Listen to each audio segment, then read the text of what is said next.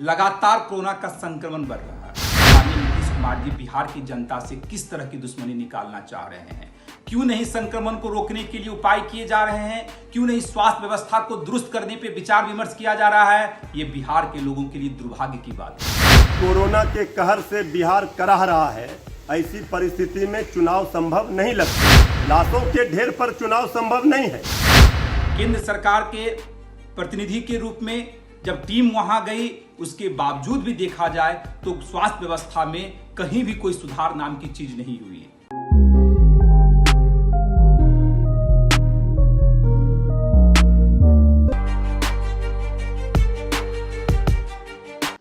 नमस्कार, भारत लाइव देख रहे हैं आप। मैं आपके साथ बिरजू कुमार सिंह। बिहार में प्राकृतिक आपदा से लोग झेल रहे हैं। दूसरी तरफ बिहार के सत्ता में बैठे लोग जो हैं चुनाव कराने की मांग लगातार कर रहे हैं।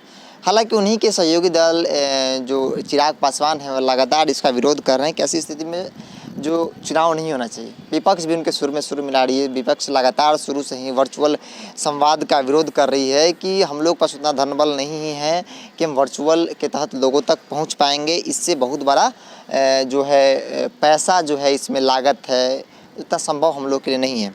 हालांकि चुनाव आयोग जो साफ कर दिया है कि बिहार में चुनाव सही समय पे होगा, वर्चुअल के तहत ही राजनीतिक पार्टियों को प्रचार करने का मौका मिलेगा। वो अपने प्रचार करेगी और चुनावी मैदान में उतरेगी। लेकिन अब आपको बता दें कि चुनाव आयोग ने फिर से एक बार राजनीतिक पार्टी की राय मांगने लगी है। फिर से दोबारा, इससे पहले भी मांगी थी, लेकिन उस बात को तय कर दी कि चुनाव होगी। लेकिन फिर से एक बार, चूँकि कोरोना का कहर लगातार जो है, पटना की बात, राजधानी पटना की बात करें तो एक भी गली मोहल्ला ऐसा नहीं होगा जहाँ कोरोना का कोई पेशेंट नहीं मिला होगा। इन सबको देखते हुए फिर से एक बार चुनाव आयोग ने एक राय मशवरा मांगने का, राजनीतिक पार्टियों को देने का मौका दिया है। लेकिन जेडीयू जो है, जेडीयू लगातार कर रही है कि तमाम राजनीतिक दल को चुनाव के लिए तैयार रहना चाहिए। और जेडीयू प्रवक्ता राजीव रंजन क्या कुछ कहते हैं, जरा सुन लीजिए अभी। चुनाव आयोग ने सभी राजनीतिक दलों से खर्च का ब्यौरा मांगा। ये एक नियमित प्रक्रिया है और चूंकि इस विधानसभा का कार्यकाल 29 नवंबर को पूरा हो रहा है, चुनाव समय पर होंगे। इलेक्शन कमीशन ने ये आधिकारिक तौर पर कहा है और इसीलिए मैं ये मानता हूँ कि चुनाव के लिए सभी राजनीतिक दलों को तैयार रहना चाहिए। और जो स्थितियाँ हैं, चूँकि हमारी पार्टी को अलग से कोई तैयारी करने की ज़रूरत इसलिए नहीं है कि हमारे नेता नीतीश कुमार जी और पार्टी के कार्यकर्ता जन जन के बीच लगातार अपने कार्यों की वजह से बने हुए हैं। नीतीश कुमार जी ने इन 15 वर्षों में यात्राओं और संवाद जैसे कार्यक्रमों के माध्यम से लगातार जनता से जुड़े रहने का काम किया।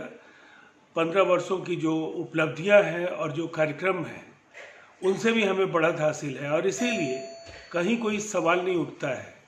तैयारियों को लेकर के कोई चिंता करने की कोई बात नहीं है। तो आपने सुना जेडीयू प्रवक्ता राजीव रंजन जी, जो कि लगातार जब भी विपक्ष हमलावर होती है तो वही सामने आकर बच बचाव करते हैं। अब आपको बताते हैं कि आरएलएसपी के सेकेंड इन कमान कहे जाने वाले माधव आनंद युवा अर्थशास्त्री हैं। लगातार सरकार को आईना दिखाते हैं, अपनी बातों को बहुत बारीकी के साथ रखते हैं, मजबूती के साथ रखते हैं। जरा उनसे भी सुन लेते हैं वो क्या कुछ कहते हैं। बिहार में लगातार कोरोना का संक्रमण बढ़ रहा है और जिस तेजी से संक्रमण का रेट बढ़ रहा है, रियली बहुत ही चिंता का विषय हम सब लोगों के लिए है, क्योंकि वहां कोई भी तैयारी बिहार सरकार की तरफ से नहीं की गई है। केंद्र सरकार के प्रतिनिधि के रूप में जब टीम वहां गई, उसके बावजूद भी देखा जाए तो स्वास्थ्य व्यवस्था में कहीं भी कोई सुधार नाम की चीज नहीं हुई। मुझे आश्चर्य लगता है कि माननीय नीतीश कुमार जी बिहार की जनता से किस तरह की दुश्मनी निकालना चाह रहे हैं।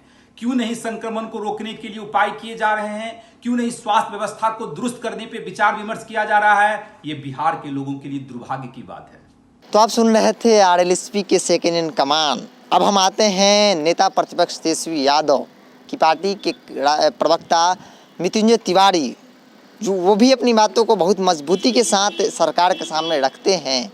क्या कुछ कहते हैं मृत्युंजय तिवारी, जरा वो भी सुन लीजिए। चुनाव आयोग ने फिर से सभी राजनीतिक दलों से सुझाव मांगे हैं। 11 अगस्त तक बिहार की सभी विपक्षी पार्टियों ने और एनडीए में शामिल दल लोजपा के अध्यक्ष चिराग पासवान जी ने भी चुनाव आयोग से यह स्पष्ट पहले ही कह दिया है कि कोरोना के कहर से बिहार कराह रहा है। ऐसी परिस्थिति में चुनाव संभव नहीं लगते हैं। इसके बावजूद चुनाव आयोग चुनाव कराने पर आमदा है। ये बात समझ में नहीं आ रहा है कि चुनाव लड़ना है राजनीतिक दलों को, इसमें भाग लेना है बिहार की जनता को। लाशों के ढेर पर चुनाव संभव नहीं है। चुनाव आयोग को अगर सामान्य परिस्थिति लग रही है तो फिर एक्चुअल चुनाव कराए चुनाव आयोग, इसकी घोषणा करे कि परंपरागत तरीके से चुनाव होंगे। ये डिजिटल और वर्चुअल का सुझाव क्यों मांग रहे हैं? इसको लेकर के जिनको चुनाव की चिंता थी वो खुद संक्रमित हो गए। सरकार का सारा सिस्टम, कई जिलाधिकारी खुद संक्रमित हैं कोरोना से। ऐसी परिस्थिति में चुनाव कैसे संभव हो सकता है? इस पर चुनाव आयोग को विचार करना चाहिए। तो आपने सुन लिया मृत्युंजय तिवारी को, लेकिन एक सवाल भारत लाइव का है कि क्या ऐसी स्थिति में चुनाव होनी चाहिए? अगर होनी चाहिए तो क्या ये तरीका सही है? वर्चुअल के तहत तमाम राजनीतिक जो भी बिहार की तमाम राजनीतिक दल जो है वो अपनी जो जनता है उससे संपर्क कायम कर पाएगी क्या? अगर आपको लगता है हाँ या ना तो कमेंट बॉक्स में ज़रूर बताइएगा। फिलहाल कितना ही, जुड़े भारत लाइव के साथ। नमस्कार। बढ़ाएं अपना कदम सक्सेस की ओर शिखर करियर इंस्टीट्यूट के साथ। शिखर करियर इंस्टीट्यूट पूर्वी भारत में एकमात्र कोचिंग संस्थान जो एक्सक्लूसिवली है मेडिकल एंट्रेंस एग्जाम के लिए।